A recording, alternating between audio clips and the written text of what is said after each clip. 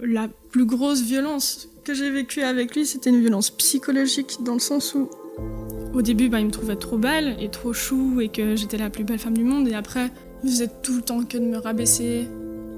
Plus il me rabaissait, plus je croyais en ce qu'il me disait. T'es moche, t'es trop grosse. Pour tout et rien, que ce soit physique ou même... En fait, lui, il avait une idée bien précise de ce qu'il voulait de sa vie. C'est-à-dire que lui fasse ses études, qu'on se marie, qu'on ait des enfants et que moi je reste à la maison. Et moi, c'était vraiment pas quelque chose que j'avais envie. J'avais envie de reprendre mes études. Et au début, lui, il m'a dit, tu sais, je t'aime, tout ce que tu as envie de faire, je le ferai, blablabla.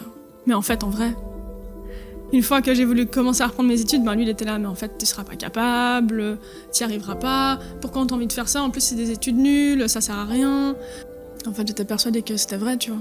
Et que j'y arriverais pas et que peut-être en fait c'est ça qui me rendrait heureuse, en fait, que le rêve que lui il avait créé pour moi, c'était le rêve qui était censé me rendre heureuse, alors qu'en fait non.